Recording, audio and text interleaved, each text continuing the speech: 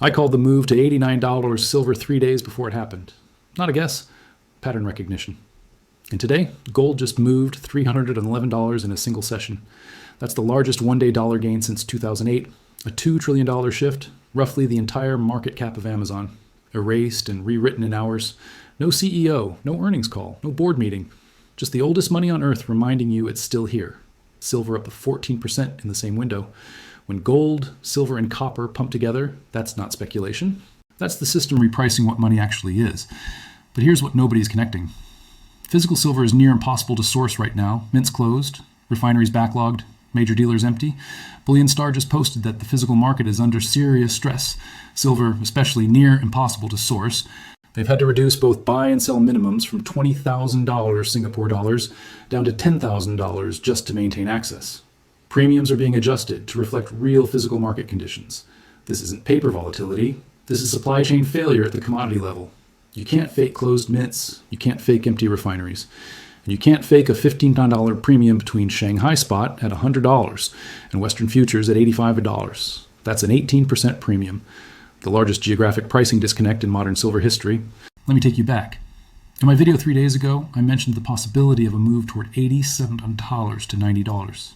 At the time, we were trading around $80. That level represented a key confluence of technical factors. The 150 exponential moving average on the hourly chart. Historical resistance, liquidation zones, we didn't hit it that day. But today, price touched that zone and rejected hard.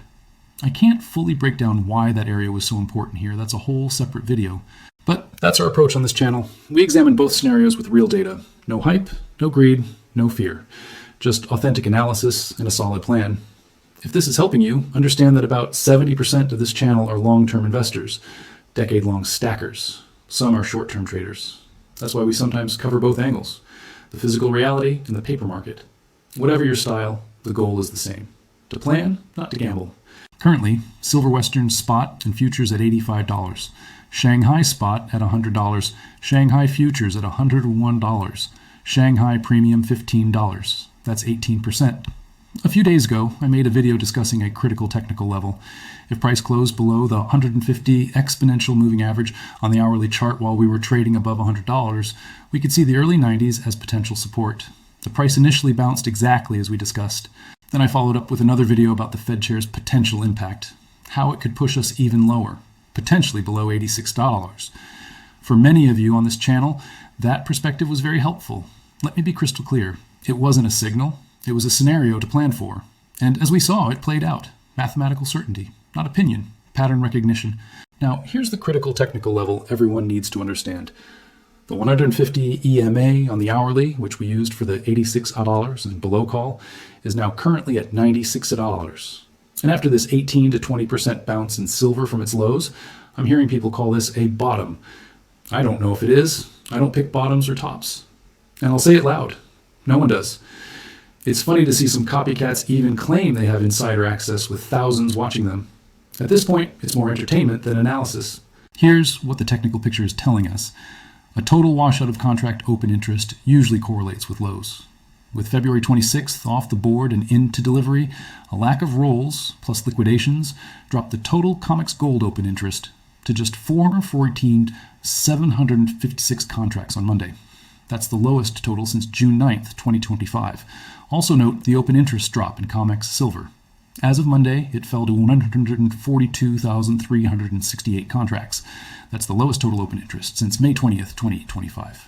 Open interest at multi-month lows typically signals capitulation. Weak hands flushed, leveraged longs liquidated. Same pattern, same sequence, same outcome. But the 150-hour EMA is now at $96, acting as resistance instead of support. We're at $85, $11 below that key level, the $87 to $90 target I called. We hit it and got rejected. That rejection matters. It tells you there's resistance there. Bulls tried to push through, couldn't hold, got pushed back down. Let's look at both sides. Bearish case first.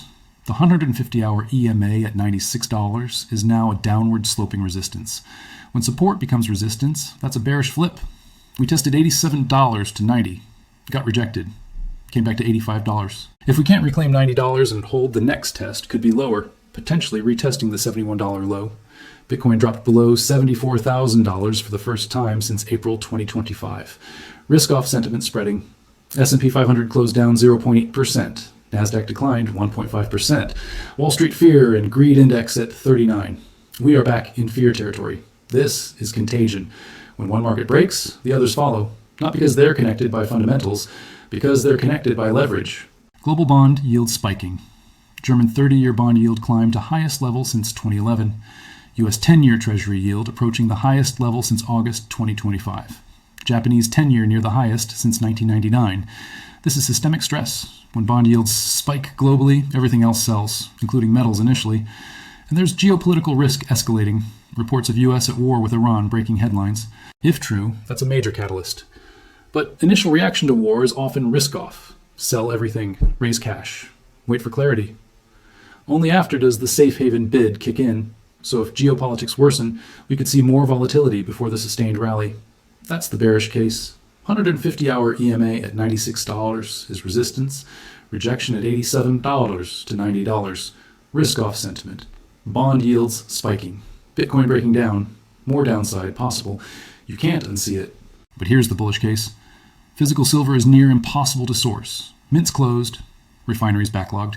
Competitors empty. Bullion Star had to lower minimums from $20,000 to $10,000 just to maintain access. This isn't paper volatility. This is physical scarcity.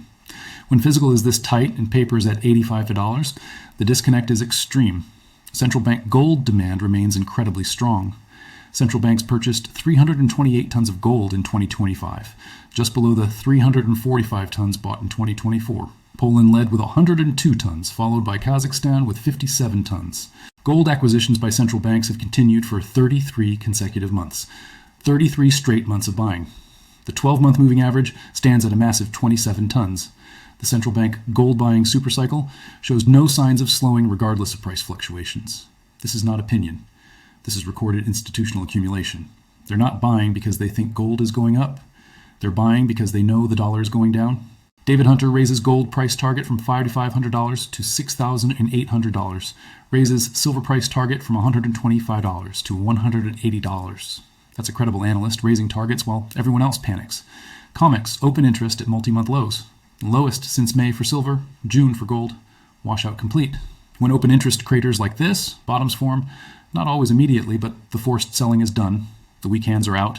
The leveraged longs are liquidated. Let me give you historical context. Gold price during Germany's hyperinflation from 1914 to 1923. Gold price went up 1 billion times. Monthly volatility ranged from negative 30% to plus 160%. Even with perfect foresight, one would have experienced gut-wrenching volatility.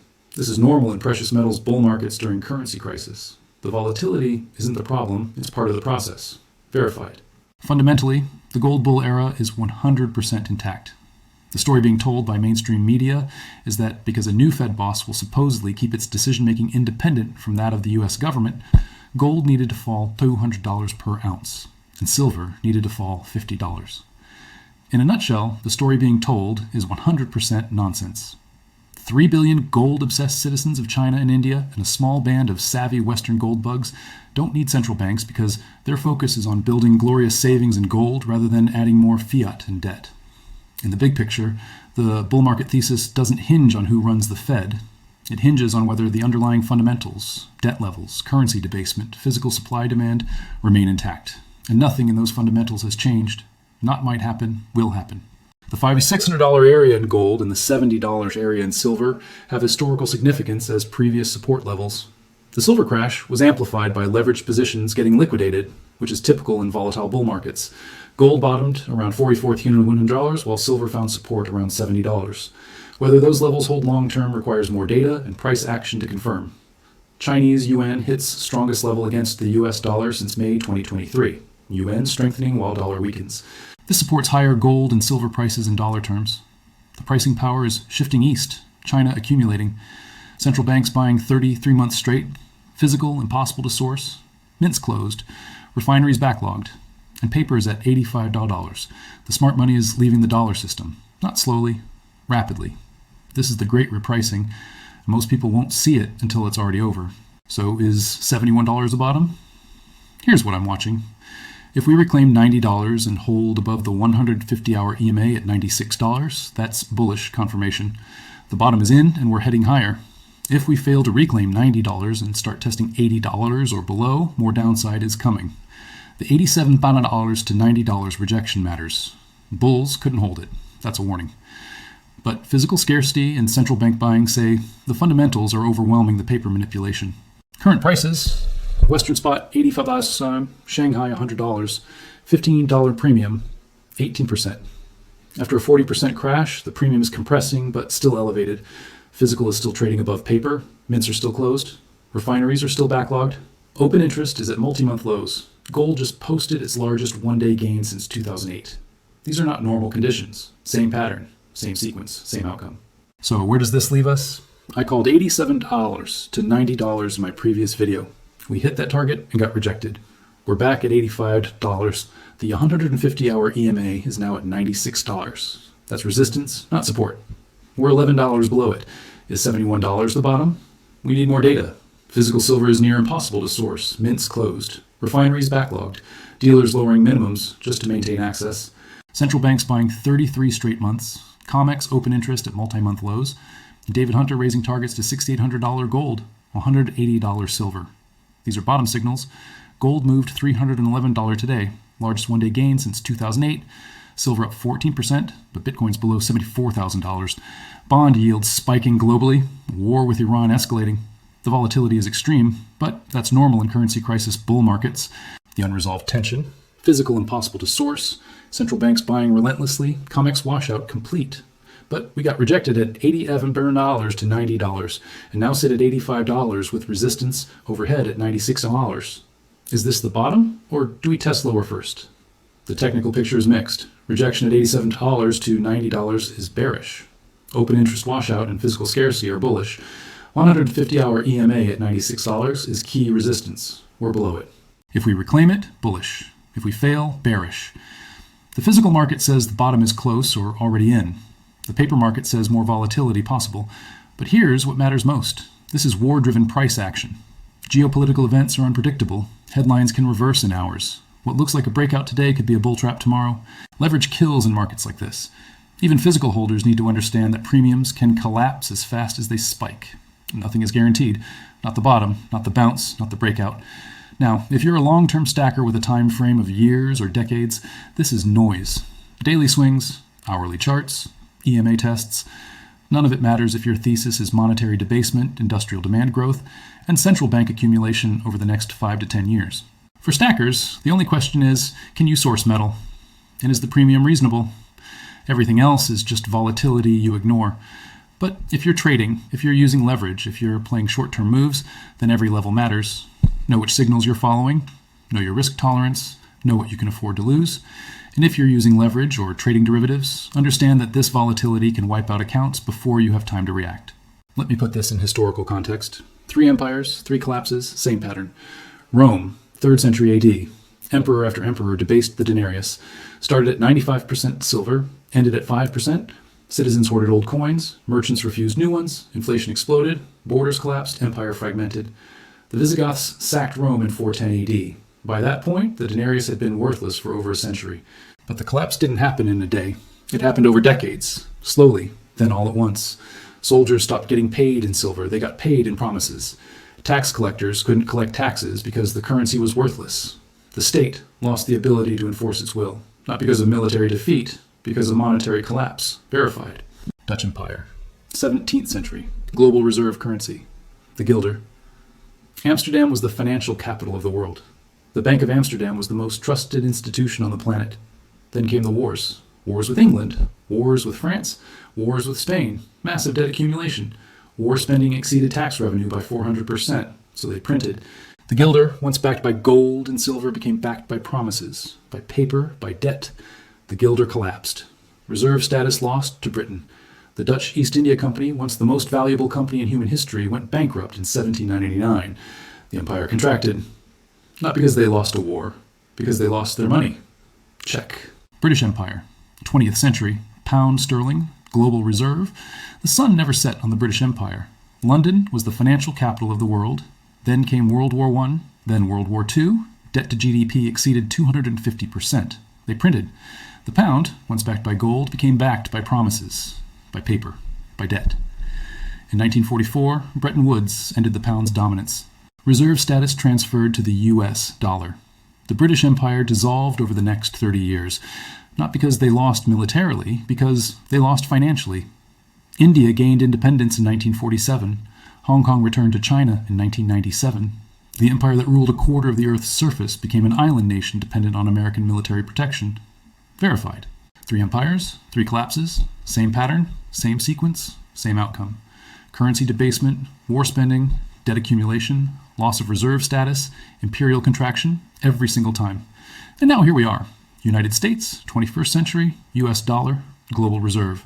We are not at the cliff. We have already walked off it. US national debt, 36 trillion. Debt to GDP, 130%. Interest payments alone exceed $1 trillion annually. That's more than the defense budget, more than Medicare. The Treasury is now borrowing money just to pay the interest on money already borrowed. Let that sink in. We're not borrowing to build infrastructure. We're not borrowing to invest in the future. We're borrowing to pay the interest on past borrowing. That's not a government. That's a Ponzi scheme. 2020, M2 money supply increased by 25% in a single year, the largest peacetime monetary expansion in U.S. history. And it never contracted. It's still there, sitting in the system, waiting to reprice everything. The Federal Reserve's balance sheet went from $4 trillion in 2019 to $9 trillion in 2022. It's back down to $7 trillion now, but that's still 75% higher than it was 5 years ago. That money doesn't disappear. It's in the system. It's in stocks. It's in bonds. It's in real estate. And eventually it's going to flow into commodities, into hard assets, into things that can't be printed. That's not a prediction. That's monetary physics. The Basel III regulations were supposed to stabilize the banking system. Instead, they're forcing a repricing of gold on bank balance sheets. Tier 1 asset, no counterparty risk. For the first time in modern history, gold is treated the same as cash on a bank's balance sheet. Not an investment, not a commodity, money. That regulatory change happened in 2022, and since then, central banks have been buying nonstop. 33 consecutive months. This isn't a coincidence. The rules changed, the incentives changed, and now the behavior is changing. Central banks are buying because the system told them to, not opinion, regulatory fact. You want to know what collapse looks like for a normal person? It's not dramatic, it's bureaucratic. You go to the ATM, it says maximum withdrawal $200, not because the bank is out of money, because they're limiting withdrawals to prevent a run. You go to the gas station, price is up 30% since last week, not because there's a shortage of oil. Because the currency weakened and importers are passing the cost on to you, you go to the grocery store. Shelves half empty. Not because there's no food, because supply chains are priced in a currency nobody trusts anymore. Truckers demand payment in euros or yuan. Ports demand payment up front. Suppliers demand cash, not credit. The system grinds to a halt, not because of war, not because of famine, because the money stopped working. You check your brokerage account. It says $500,000. Looks fine, until you realize the dollar is worth 40% less than it was 6 months ago. Your balance didn't change. Your purchasing power did. That house you wanted? It was $300,000. Now it's $500,000. Not because housing surged, but because the dollar collapsed. Your salary is still $80,000, but it buys what $48,000 used to. On paper, nothing changed. In reality, you got poor. That's not a recession. That's a currency event. It doesn't come with a warning. You just wake up one day and realize everything costs more, except your income and savings. By the time you notice, positioning is already hard. This isn't a crash. It's a wealth transfer. Wealth moves from paper to assets, from dollars to gold, silver, land, energy, things that can't be printed. And it's already happening. Shanghai paying an 18% premium for silver, that's the transfer.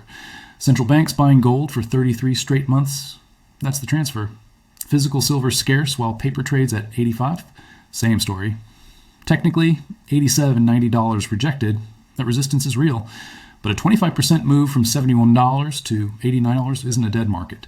It's physical demand overpowering paper supply. $96 is the line. Above it, silver runs. Below it, paper plays. Games. But the physical market is screaming. Let me be specific about what I'm seeing in the order flow. Large block purchases on COMEX. Not retail, institutional. Someone is accumulating. Open interest just dropped to multi-month lows, meaning weak hands were flushed, yet volume remains elevated. That tells me new players are entering, players with deep pockets, players willing to take delivery. And delivery matters. When metal leaves COMEX, it's gone.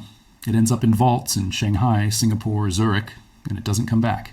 COMEX registered silver, the metal actually available for delivery, is near multi-year lows, another delivery squeeze, and the system may not have the metal. That's when price doesn't rise because of speculation, but because of mechanical failure. Look at Shanghai, a $15 premium, about 18% above Western spot. Why? Because physical silver has to be sourced and shipped, not printed. Chinese buyers are paying up because they understand the paper price is the signal, not the truth. The physical price is the truth.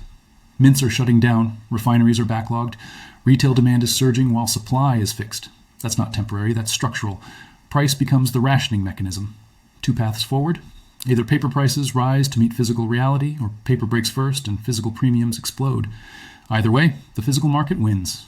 I trust physical over paper every time.